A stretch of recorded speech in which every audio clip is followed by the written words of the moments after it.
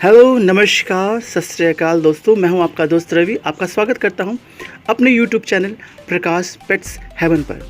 तो दोस्तों, एक हमारे एक भाई ने मुझे कमेंट किया था कि मैं अपने रैबिट को किस तरह से डिवॉर्मिंग अपने रैबिट का करा सकता हूं।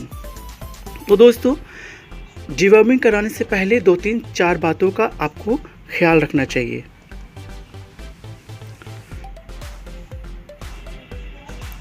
और डिवॉर्मिंग कराने से पहले आप किसी वेट जो डॉक्टर होते हैं उससे परामर्श कर लें तो बहुत ज़्यादा बेहतर हो, क्योंकि ये जो दवाइयाँ होती हैं, डिवॉर्मिंग की दवाइयाँ होती हैं, एक तरह की पॉइज़न होता है।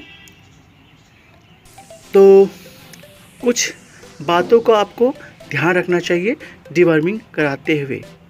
तो चलिए, वो 2-3 जो बातें हैं जो मैं आपको बताऊंगा कि आपको उस चीज़ पर ख़ास तौर पर ध्यान रखना है, वो बातें कौन सी हैं जो आपको ध्यान रखना है। तो चलिए शुरू करते हैं। पहली बात, आप मेरे हाथ में ये छोटा बच्चा देख रहे हैं रैबिट का।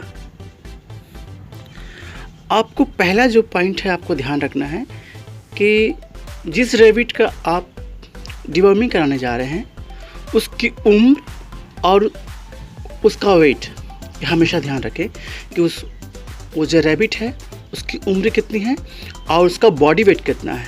क्योंकि जब भी आप किसी रैबिट को दवा दें तो ये ध्यान रखें कि उसका उम्र और उसका वेट कितना है, उसके अनुसार ही आप दवा का डोजेस अपने रैबिट को दें। खास करके छोटे बच्चों को डिवॉर्मिंग कराने से पहले ये चीज़ को सुनिश्चित कर लें कि उसे दिया जा सकता है या नहीं दे सकते हैं, आपको डिवॉर्मिंग करा सकते हैं या नहीं करा सकते हैं।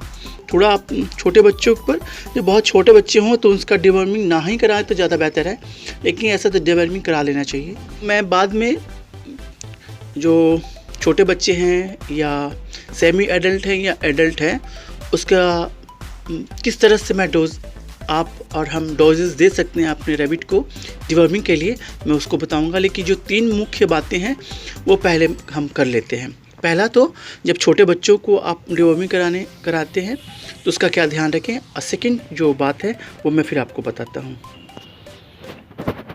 जो दूसरा पॉइंट है वो, आप इस रैबिट को देख रहे होंगे, ये फीमेल है और ये बीमार हो गई थी। तो इस तरह का जो रैबिट है जो बीमार हो और कमज़ोर हो, तो इस तरह के रैबिट को आप कभी भी ध्यान रखिए, इस तरह का रैबिट को आप कभी भी डिवॉर्मिंग ना कराएं। क्योंकि जो बीमार रैबिट होते हैं या जो बहुत ज़्यादा कमज़ोर रैबिट होते हैं उसको डिवॉर्मिंग कराने से आपका नुकसान के चांसेस हो सकते हैं। क्योंकि आप जानते हैं कि जो डिवॉर्मिंग की जितनी भी दवाइयाँ, अधिकतर दवाइयाँ, वो एक तरह का पॉइज़न है, और पॉइज़न का क्या नतीजा होता है वो तो आप बेहतर जानते हैं। तो रैबिट को जब भी डिवॉर्मिंग कराएं, ये दूसरी बात का भी आप ध्यान रखें कि वो आपका जो रैबिट है वो बीमार नहीं होना चाहिए और बहुत ज़्यादा ही वो कमज़ोर नहीं होना चाहिए। क्योंकि जब बीमार आपका रैबिट होगा तो वो भी अपरूपी ही वो कमज़ोर हो जाता है। जैसे 10 दिन 5 दिन अगर बीमार है वो, तो धीरे धीरे वो खाना पीना भी कम कर देता है, जिसके कारण वो बहुत ज़्यादा कमज़ोर हो जाता है। या किसी कारणवश अगर आपका रैबिट बहुत ज़्यादा कमज़ोर है तो इस बात का ध्यान रखें, ये पहले आपका रैबिट ठीक हो जाए, तंदुरुस्त हो जाए, तभी उसका डिवॉर्मिंग कराएं। अगर आप इस तरह का रैबिट जो बीमार पड़ा हुआ है, कमज़ोर है, तो उस तरह का रैबिट का आपने अगर डिवॉर्म करा दिया तो नुकसान के चांसेस हैं। इसलिए जहाँ तक हो सके इस सेकंड पॉइंट को आप ध्यान रखें कि आपका रैबिट अगर बीमार है या बहुत कमज़ोर है तो उसका आप डिवॉर्मिंग उससे नहीं कराएंगे। तो चलिए, ये सेकंड पॉइंट आपका कंप्लीट हो गया। और थर्ड पॉइंट पर हम आपको मैं दिखाता हूँ और फिर मैं बताता हूँ आपको। थर्ड पॉइंट, दोस्तों, पहले तो आप ये चेक कर लें कि आपकी रैबिट, जो फीमेल रैबिट है, वो प्रेग्नेंट तो नहीं है। जो प्रेग्नेंट रैबिट हो, फीमेल रैबिट, उसे कभी भी आप डिवॉर्मिंग कराने की कोशिश ना करें। जहाँ तक हो सके कि आप डिले कर दें, उस रैबिट को भागने की कोशिश कर रही है। जो प्रेग्नेंट रैबिट होती है उससे आप डिवॉर्मिंग ना कराएं, क्योंकि उसके साइड इफ़ेक्ट होते हैं, अबॉर्शन होने का चांसेस आपका बन जाता है। इसलिए कभी भी आप प्रेग्नेंट रैबिट को कभी भी आप डिवॉर्मिंग ना कराएं। ये मेरा थर्ड पॉइंट है जो आपको ध्यान रखना चाहिए डिवॉर्मिंग कराते हुए वक्त। जब आप डिवॉर्मिंग कराते हैं तो उस वक्त आपका इन तीनों बात का ध्यान रखना बहुत ज़्यादा ज़रूरी है कि आपकी रैबिट अगर छोटा बच्चा है उस समय, आपका रैबिट बीमार है उस समय, और आपकी रैबिट फीमेल अगर प्रेग्नेंट है तो उस समय आपको इन बातों का ध्यान रखना चाहिए।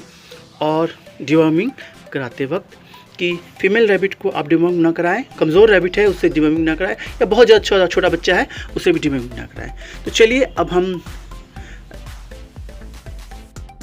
दोस्तों अब हम डिवॉर्मिंग की दवा के विषय में बात कर लेते हैं। ये मैं कौन सी दवा अपने रैबिट को देता हूँ, आप भी अपने रैबिट को दे सकते हैं। मैं हाईटेक ओरल देता हूँ अपने रैबिट को। अगर आप भी चाहते हैं कि अपने रैबिट को हाईटेक दें, अगर आप छोटे बच्चों या प्रेग्नेंट फीमेल्स को भी आप हाईटेक ओरल देना चाहते हैं तो उसकी डोजेस मैं बता देता हूँ। आप 0.3 ml 5 से 7 दिन तक दे सकते हैं अपनी फीमेल रैबिट को, प्रेग्नेंट रैबिट को और छोटे बच्चों को। अगर आपका रैबिट फुली एडल्ट है, हेल्दी है, तो आप 1 ml 5 से 7 दिन तक आप उसे दे सकते हैं। और मैं आशा करता हूँ कि आपका रैबिट का जो डिवॉर्मिंग आपने किया है वो सक्सेसफुल हो। तो दोस्तों आपको मेरा ये इन्फॉर्मेशन कैसा लगा? अगर आप मेरे YouTube चैनल पर पहली बार विज़िट कर रहे हैं तो मेरे चैनल को सब्सक्राइब करें। अगर आपको अच्छा लगा हो ये वीडियो तो अपने दोस्तों में शेयर करें, लाइक करें, और कोई भी